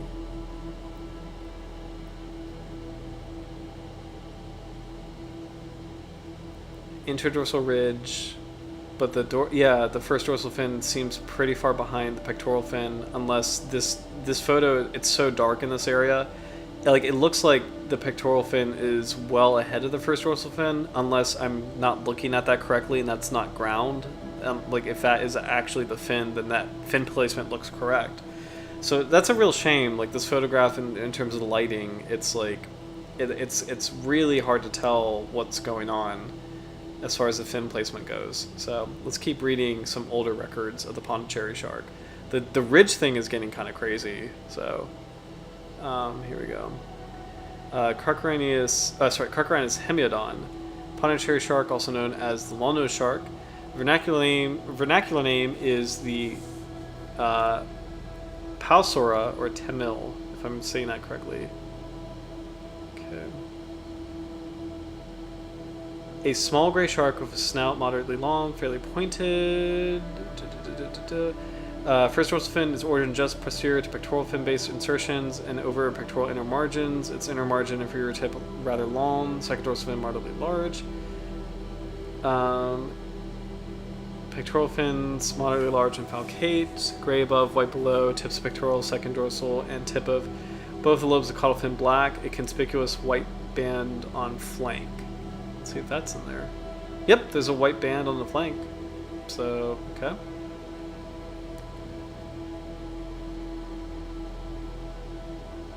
Continental shelf species. Hook, line, and trawl net. Tertiary predator. Eats fishes, cephalopods, and crustaceans. Interesting. Viviparous with yolk sac placenta, producing an average of 6 embryos per litter, usually 2 to 4 in each uterus lobe. Off Gulf of Myanmar, along the east coast of India, gravid females of the species collected in March had a length range of 83 to 89 centimeters, and the embryo. So this is a thing that we were reading before. This species listed as critically endangered, rarely recorded, poorly known inshore Indo-Pacific shark, protected by MOEF under Section 61 of Wildlife Protection. This is a little-known shark of the Indo-West Pacific. There's no information about its fishery and biology except for the report on the specific landing from India coast. This is a weird photograph. Here we go. Now that does not look like that. This shark, this individual, this Carcharhinus hemiodon looks a lot more pointed. This shark, look at that. I mean, it just looks like a classic bull shark. It looks a lot blunter, doesn't it? Even this shark, it just looks like it doesn't have a ridge, although this could be just a photograph. This is really, my brain is much too. Like this is a real mystery shark. This is really strange. Actually, by comparison, let's just for the heck of it, let's look at the bull shark photograph really quick.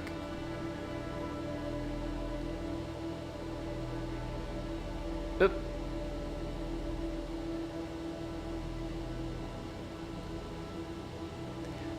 Genuinely a bull shark, but you can clearly see no interdorsal ridge on a true bull shark. But everything else proportionally, I mean, that really looks like one, doesn't it?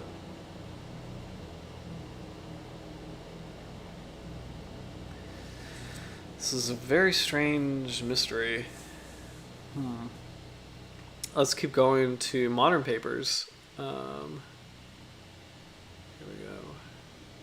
Checklist of sharks in Indian waters.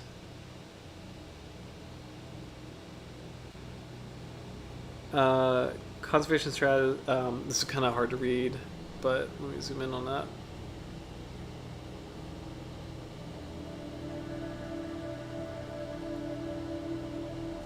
Now my brain is even more mushy. Yep. It's wild. Like this is one of my favorite streams, just because this is such a strange, like, it's fun. I love moments when you really are on the edge of, like, what is going on here? Like, do we actually know this species? Like, I love moments like that, because I feel like I think it's really easy to kind of sink into this falsehood of, like, everything is known, everything is quantifiable, especially with, like, sharks and shark science, and especially because, like, in a lot of popular, like, educational media, it's like the same points are just said over and over again. Like, I was joking with my girlfriend about Blue Planet, where we were watching Blue Planet, this is a couple months ago, and the narrative of Blue Planet was like, this animal eats this thing, this animal has to mate, this animal has to survive. And it's like, when you keep repeating that, it kind of creates this, like, false narrative of, like, oh, I guess that's all there is, like, eating, mating, surviving, whatever. And the reality is there's so many nuances and a lot of cool moments, and we don't really know everything about certain species. And, like, with sharks, it's like, it's really cool to see a like an edge of research where it's like, this is a critically endangered shark, the stakes are really high, and it's kind of amazing to see, like, wow, like, that paper is not really valid, but that photograph is something that you can't say it's a bull shark, so you can't really discredit it, but you probably couldn't say it's a Pondicherry shark either. But, like, what is it? Like, what is that thing? Is this, like, a third new species? So it's really cool to see this. This particular paper from 2014, talking about the conservation status of Indian chondrichthyans. The absence of the Pondicherry shark, Glyphis glyphis, and Glyphis gangeticus in recent collections questions the availability of the species and possibility of their extinction or them being misidentified. Interesting. Also is critically endangered. Carcharhinus hypoprion hemiodon is valid as Carcharhinus hemiodon, so Carcharhinus is like an old name for this. Carcharhinus watu is a synonym of Carcharhinus hemiodon, so just some old names. Okay, not a lot of new information on this. Here we go. Ah, man, this is fast. Oh, we can actually use this. Here we go. Let's go back. What is this? This is. Thank goodness we have FAO guides. These are really helpful. We can actually use an FAO guide as it was intended. Here we go. Field identification guide to the living marine resources of Pakistan. So the shark in question was from Sri Lanka, so it wouldn't 100% apply, but this can still be helpful as far as, like, trying to parse out the Pondicherry shark from other species. So here we go. Okay, here we go. This can be helpful. Alright, so let's just compare the rest of the Carcharhinus that are in this area, and let's look at the sharks that have an interdorsal ridge, and let's look at their habitat. Do any of these sharks with an interdorsal ridge live in fresh water? So here we go. So this is really exciting. This is exactly how you should be using an FAO guide. So Carcharhinus altimus, big nose shark, has a ridge, doesn't really go into fresh water. Okay. No ridge for the graceful shark. None for the pig-eye shark. No, none for the spinner shark. There is one for Carcharhinus dusumieri. Found on continental inshore areas. This is the white cheek shark. Conspicuous black spot on the tail.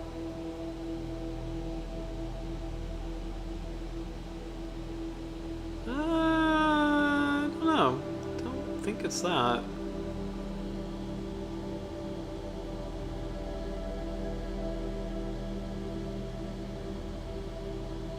I don't know.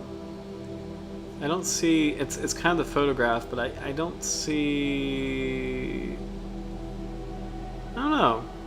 I don't think this is a white cheek shark, but, and there's no confirmed fresh water, but we'll see. Silky shark, Carcharhinus falciformis, even though it has a ridge, it's definitely not a silky. Carcharhinus hemiodon, Pondicherry shark, let's just read this again. Habitat coastal on continental insular shelves, hit in fisheries as gillnets and line gears. Snout fairly long and pointed in dorsal ventral view. Fairly large first dorsal fin with moderately large second dorsal fin. Bow fins with short rear tips. Small pectoral fins.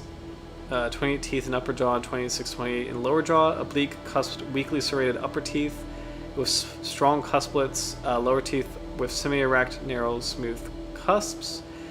The color is gray above, white below, fairly conspicuous black tips present on the pectorals, second dorsal and ventral caudal lobes. It has the inter-dorsal ridge present. First dorsal fin origin just behind pectoral fin insertion. So the fin placement and the ridge, very important characters. I don't think this is a Pondicherry shark, just because of the fin placement. We'll have to check it back with a white cheek shark. Let's see, bull shark doesn't have the ridge. And so this is the thing. No matter what, IUCN Red List, who I love IUCN Red List, but they were actually wrong. They were wrong about this. The fin coloration, snout length, and second dorsal fin height immediately rule out the Pondicherry shark and identify shark as a juvenile bull shark. This is incorrect. They're talking about the same paper, and it's just like they did not incorporate the whole interdorsal ridge, so it's not correct that they call this a bull shark. This is not a bull shark. So let's keep looking as far as other possibilities of what it could be. Not a black tip shark, they don't have that. It's not an oceanic white tip, just because it looks completely different. It's not a hard-nosed shark, which is next week's shark, by the way. It's not a hard-nosed shark because it doesn't have it. Black tip reef shark doesn't have it. The sandbar shark does, and it does enter estuaries, but that's such a distinctive-looking shark. That's... No. This is... No. No, that's no. No. That's not the sandbar shark. The dorsal fin is too high. Carcharhinus, the spot-tail shark. Continental and insular shelves around coral reefs, usually 20 to 50 meters. Probably is not this, but look at that. It does have the black tips. It has a ridge. And the fin placement is a little better, so we'll keep an eye on that. And that's really it. It's not Glyphis, because Glyphis is really identifiable. So, yeah, let's check out... Okay, Carcharhinus and... What was the other one? Carcharhinus... dusumieri. So let's check out...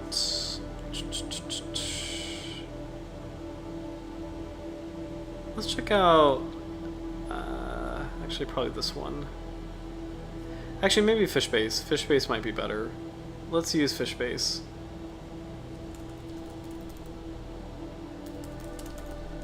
Carcharhinus. Let's check that out. We've never really used the fish base search feature, which is very picky, by the way. Oh, here we go. Let's see. Yeah, Carcharhinus lives in Sri Lanka. It does occupy brackish habitat, but that dorsal fin is very small. I don't think it... Well...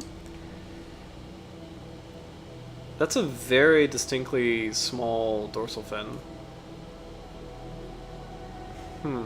I don't think it's that.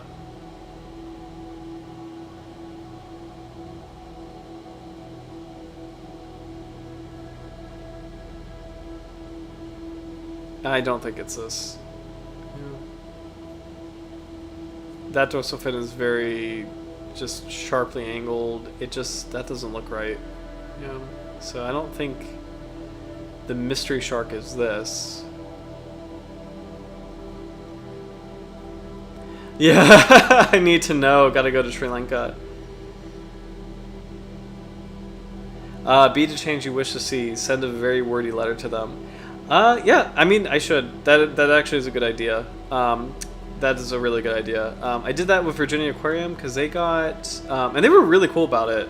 They had the sandbar shark and sand tiger shark status is outdated, so I actually wrote to them and they changed it, and they were super cool about it. So I'll reach out to IUCN Red List to kind of correct that part, because that is kind of wild, actually. I don't think it's this. The eyes are too big, so I don't think it's this guy. Alright, so the other one is Carcharhinus dusomeri. Gotta go back to thumbnails. And thank you. That's a really good point, Minjas. Let me start that comment, because that's exactly that's a cool example of like all of us, like, and especially everybody who's like on the stream, like everybody loves sharks here, and so it's like we all have the ability, if we see something that's like not quite correct, especially in like in oh no, hold on. Fish base is tricky. Fish base is fussy. Fish base is always fussy. Search fish base. We always have the power to like update those things. So yes, you're absolutely right. Be the change you wish to see. All right. Carcharhinus. I want Carcharhinus dusomeri. Let me make sure I got that right, because again, fish base is very fussy. Where are we? dusumeri.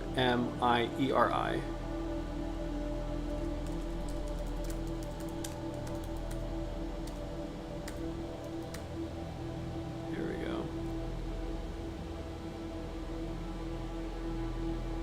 Okay. It's okay. You gotta fight fish base sometimes. I love fish base for this, by the way. Like, it's just like fish base is just such a classic. It is such an icon as far as like marine science goes. It's maybe one of the, I feel like it's one of the oldest websites. DUSS. What was this again? Hold on. DUSSUMIERI.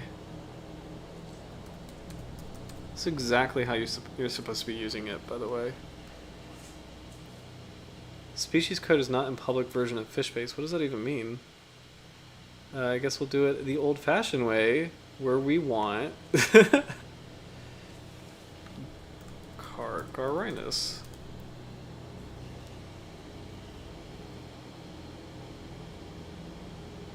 There we go. Oh, look at that! Carcharhinus dusomeri. There we are. Like, I kind of love it. I love kind of the jankiness of like old websites, and just you gotta fight it. So it's kind of fun. There's like a charm to it. All right, let's see what we got here. I don't think it's that either. What do you think, Minjas? Do you think that's a damaged specimen? So that might not be a fair comparison.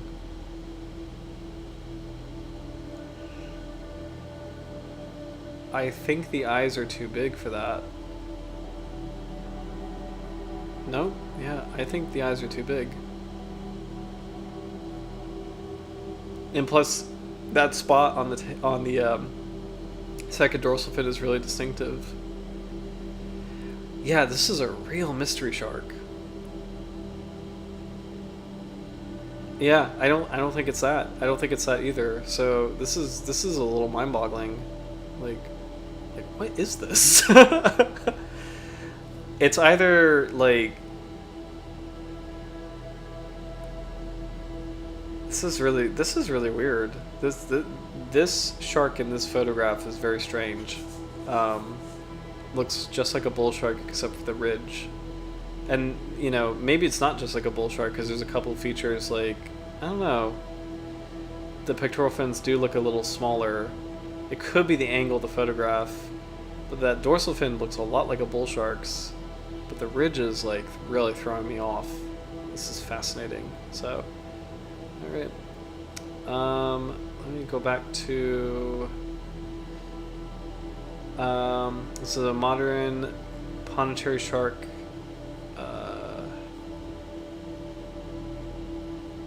Yeah, this is a general conservation report. Pondicherry shark, marine brackish demersal, coast and west coast.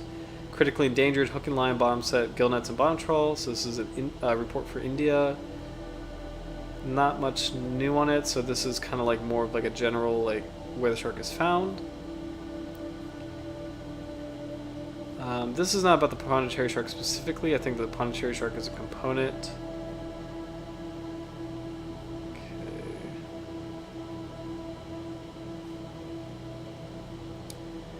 Okay, in addition, there have been frequent misidentifications and doubtful records of several shark species. Indeed, of the 47 shark species recorded from the archipelago of, I believe was this Nicobar? Or was this?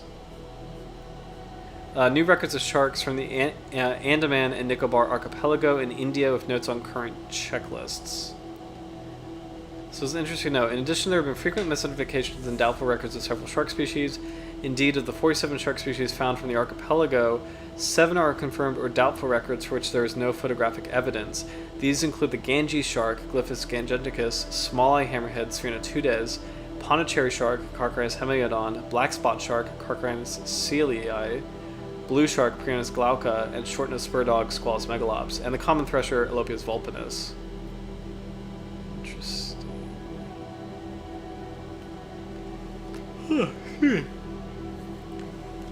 IUCN Red List, report on Pondicherry shark. No. And the power to overload fish base. Oh my gosh.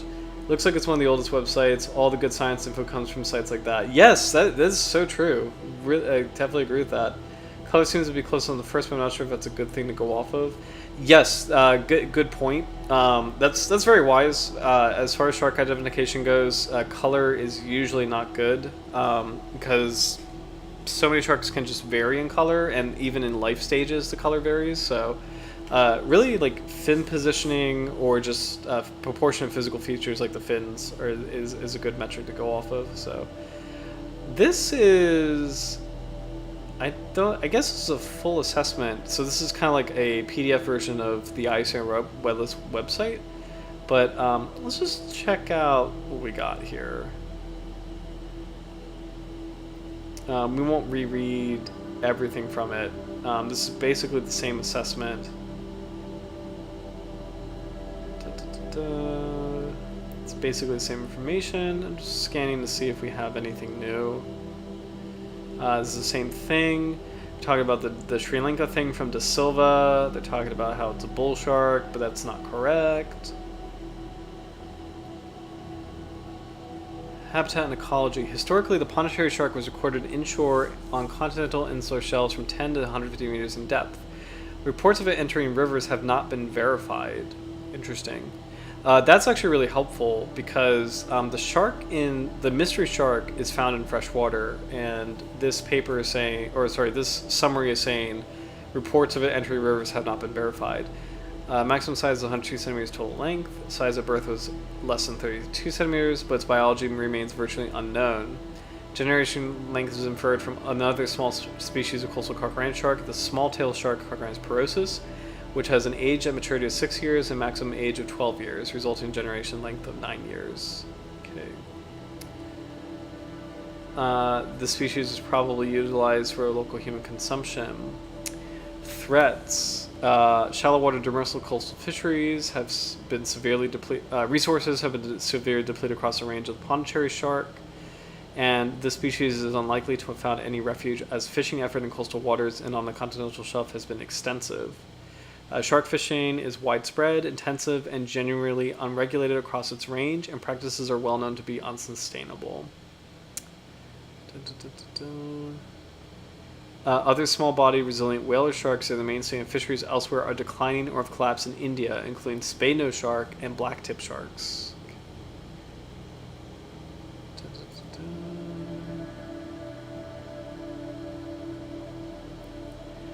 Conservation actions. India is the only country across the range of the species with specific regulations protecting the Pondicherry shark under Schedule 1 of the Indian Wildlife Protection. Go India! Thank you, India. That's actually really interesting. So India is the only one with a conservation plan. Wow. And that actually kind of makes sense. Most of the papers that we're seeing on the Pondicherry shark are from India. So...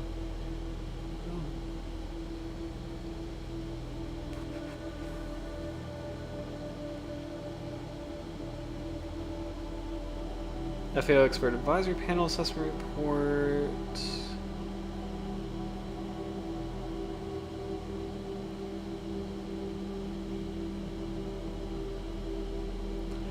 This is a submission to see if we can include the Pondicherry shark and these other species in Appendix 2 of, is this CITES, which is pretty famous. Yeah, it is CITES. So probably the most widely recognized kind of conservation plan or body for conservation. So, oh, here we go.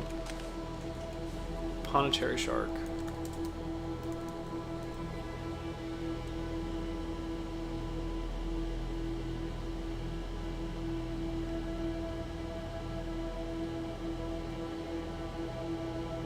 For 7 species, no verifiable information on international trade was available, which is Pondicherry shark, Borneo shark, lost shark, Caribbean reef shark, night shark, daggernose shark, and Borneo broadfin shark.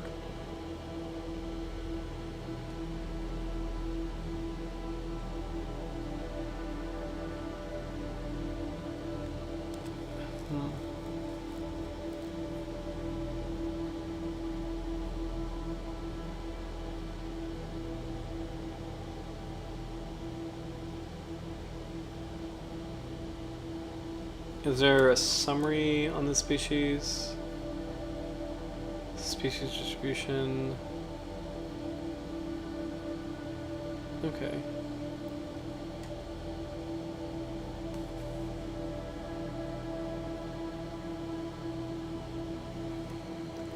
Nope, no additional notes on the Pondicherry shark specifically. So, hemiodon. Let me make sure I'm just not missing anything.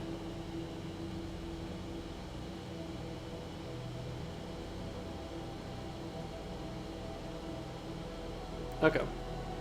So unfortunately we just don't know a lot about the species. Pondicherry shark, found in coastal areas, robust body, blah blah blah. Grows up to 1 meter, feeds on bony fishes, crustacean squid, critically endangered. Nothing about the ridge.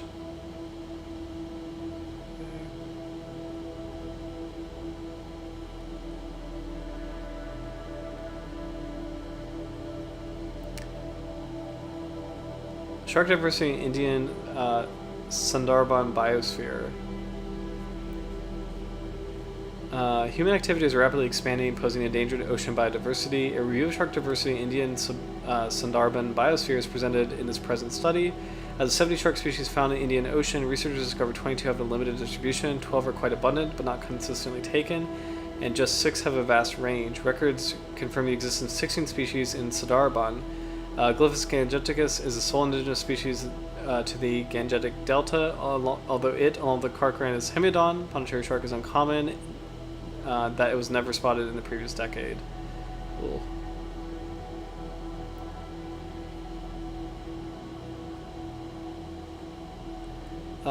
Pondicherry shark is so rare that it was never seen in the last decade. Cool. I don't think there's specific notes on the Pondicherry shark here. I think it's just a general conservation paper.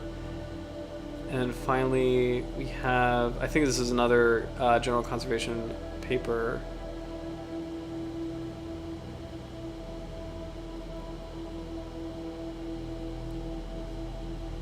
But I don't think we have time to dive into that too much now. So, because honestly, again, this was kind of the wildest study, or one of the wildest studies we've read. So yeah, the Pondicherry shark, Carcharhinus hemiodon, in marine and freshwater habitats in Sri Lanka. So I guess I have to throw my 2 cents in terms of what this is, and in terms of what's going on here, before we wrap up for tonight.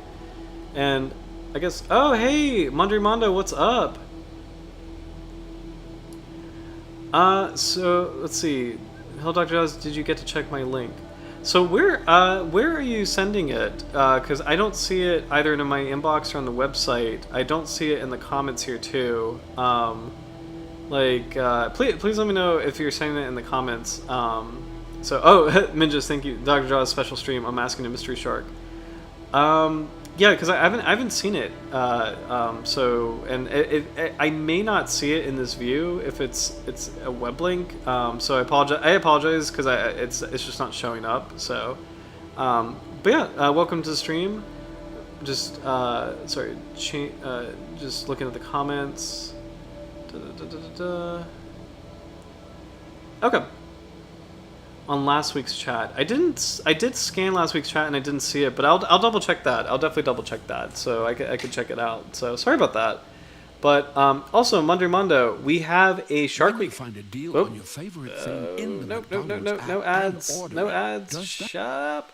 We have actually, it's probably a good time to talk about the Shark Week contest. I'll just hop over here since we're almost done with tonight, since it's almost 11 East Coast, United States. But so we have a Shark Week contest. So the deadline is July 21st, but viewers are encouraged to create a banner, a new banner for the Dr. Jaws channel. So you can submit any art piece that you would like. And then the winner, the banner will be on the actual YouTube channel with your name captioned. Also, the winner will receive a fossil Carcharhinus, Carcocles anguistidens tooth. So this is like a megatooth shark. It's a cousin of the megalodon. So a fossil shark tooth, a copy of Sharks of the World, a copy of one of my books, and again, your banner will be featured on the Dr. Joss channel. So please send, I'll put this, rude, thank you. Gmail.com.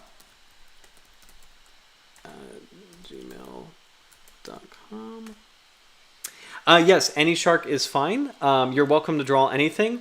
Last year, we did a theme of like biodiversity. And our good friend Howard Kerr made a really beautiful piece last year. Showcasing all these different species. So you're welcome to continue that theme or just to create an entirely new piece. Anything goes. Please submit when your piece is finished. Please submit it to drjawssharks@gmail.com. That way we can review all the different artworks once we get to the final week. So again, July 21st is the deadline. We'll review all the banners and announce the winner. So I'm really excited. We'll talk about the contest more next week as well. You're welcome to enter. And and also Minjas, I just saw your comment. Dr. Jaw's special stream, Unmasking the Mystery Shark. So So just to summarize tonight, there is, and I know it's almost 11, so I'll wrap up in a little bit, but the Pondicherry shark is one of the rarest sharks in the world, and it might be extinct. And there is this paper right here by Rex Ian de Silva that is claiming that a Pondicherry shark was found in Sri Lanka. And De Silva is submitting this photograph as a Pondicherry shark. The IUCN Red List is saying, and this is like, a really important conservation body. IUCN Red List is very, very world renowned, very, very respected. The IUCN Red List is saying that De Silva's paper is not correct. and they're saying that the shark that is in this paper is a bull shark. Now, what we found tonight is this is not a bull shark because this species in this photograph has what's called an inter-dorsal ridge, and it's a very important feature that helps you distinguish Carcharhinus sharks from one another. So some sharks have it, some don't. Bull sharks don't. Bull shark, which the scientific name is Carcharhinus lucus, does not have an inter-dorsal ridge, but the shark in this photograph does. So what we found tonight is that the IUCN Red List is actually kind of wrong about dismissing De Silva's paper. But what we're trying to figure out is this shark actually a Pondicherry shark, or is this something completely different? It's not a bull shark because it has an inter-dorsal ridge, but we can't figure out if it's anything else. So, and I think before we wrap up, I think I'll have to give my final 2 cents on it. Minjas, please leave a comment as well what you think this might be. I do not know sharks of Sri Lanka well enough, so I wonder. It could be. I really want to say it's a Pondicherry shark, but the problem is, based on the angle of this photograph, the first dorsal fin origin, it really does look like it's behind the pectoral fins. And we've seen from the historic records of Pondicherry sharks that the dorsal fin origin is actually above the pectoral fin insertion. Also, the snout just looks pretty blunt, and it looks so much like a bull shark in that respect. So I am not very convicted either way, just because it's like there's so much based on the angle of the photograph that is kind of lost, you know.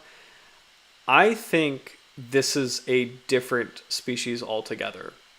Whether this is a completely new species or maybe it's a species that I'm not very familiar with. Like, we cross-reference this with like the white cheek shark and I forget the English name of the other one, but we know it's not them just because like the dorsal fins don't really match up with that.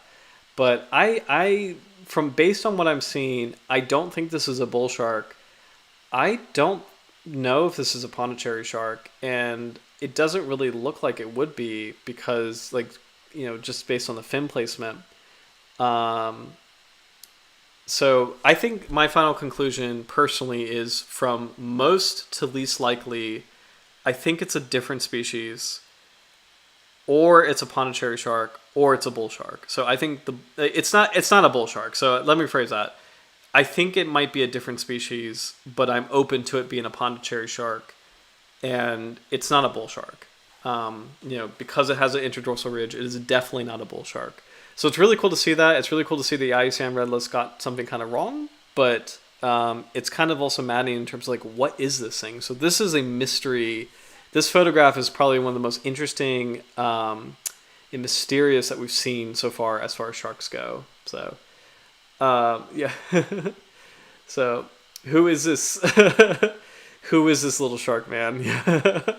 So, really, really great mystery. And yeah, just really, really cool way to end, I think, the Pondicherry shark stream. The Pondicherry shark is one of the most critically endangered sharks in the world, and I love that this stream was really different from the lost shark stream, because Pondicherry shark and lost shark, they occupy kind of a very similar position as far as like a small coastal carcharhinid shark that is potentially extinct. But I love that this stream and the lost shark stream were just completely different as far as like lost shark was kind of more about conservation in general and like, you know, what we've lost. And the Pondicherry shark is like a mystery. So I really enjoyed tonight, and this was super fun. So, but thank you guys so much for watching. Really glad that you guys could be here, and I'm excited about like what this is all about.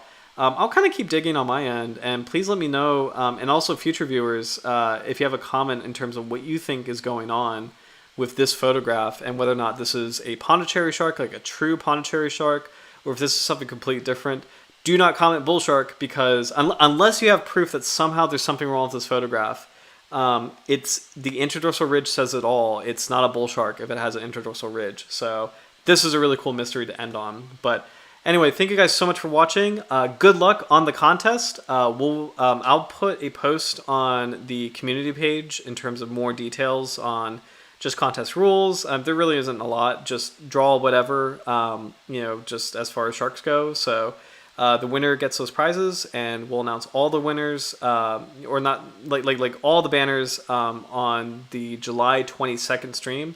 So again, the deadline for this contest is July 21st. We'll check back in next week, which is officially Shark Week. But yeah, thank you guys so much. Hope you have a great rest of your week, and I will see you next week for the hard-nosed shark. Let me leave a comment, because I know, just in case, I know Howard likes to draw the sharks for, let me make sure I have the Latin name for this, hard-nosed shark. And the hard nose, I believe that was your choice, Mingus, too, which is really exciting. So Carcharhinus malcoti. So hard-nosed shark, Carcharhinus malcoti. All right. Thank you guys so much, and we'll check back in with the hard-nosed shark next week. But yeah, see you then, and good luck, everybody. So cheers. Have a good one.